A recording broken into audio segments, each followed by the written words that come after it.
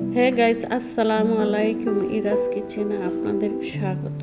আজকে আমি লাউ ডাইল রান্না করব। প্রথমে আমরা ডাইলগুলো পাতিলে নিয়ে নিব পরিমাণ মতো। নেওয়ার পরে ডাইলগুলো আমরা ধুয়ে নিব। ধুয়ে নেওয়ার পর আমরা চুলার মধ্যে বসিয়ে দিব। বসানো হয়ে গেলে ডালটা বলক আসলে হলুদ দিব পরিমাণ মতো, দিয়ে নেড়ে চেড়ে নিব। নেড়ে চেড়ে নেওয়ার পরে আমরা পরিমাণ মতো লবণ দিব। লবণ দেওয়ার পরে আমরা কাঁচামরিচ দিয়ে দিব। কাঁচামরিচ দেওয়ার পরে আমরা নেড়ে চেড়ে নিব। নেড়ে চেড়ে নেওয়ার পর আমরা ঘুটে নিব ডালগুলো সিদ্ধ হওয়ার পরে।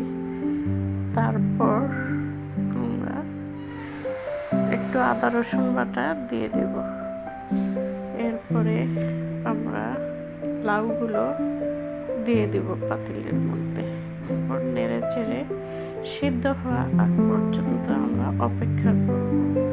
এরপরে আমরা প্যানে পরিমাণ মতো তেল দিয়ে দিব। তেল দেওয়ার পরে আমরা পরিমাণ মতো পেঁয়াজ কুচি দিয়ে দিব। দেওয়ার পরে আমরা শুকনো মরিচের টুকরোগুলো দিয়ে দেব।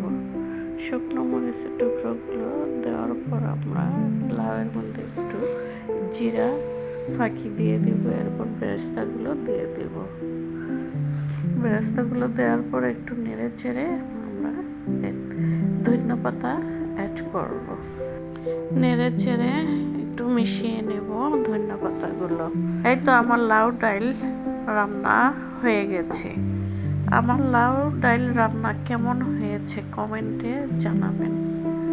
আর আমার চ্যানেলটাকে সাবস্ক্রাইব করবেন, লাইক শেয়ার কমেন্ট করবেন।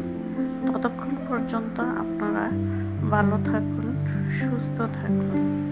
আমার ভিডিওটা দেখার জন্য আপনাদেরকে অসংখ্য ধন্যবাদ।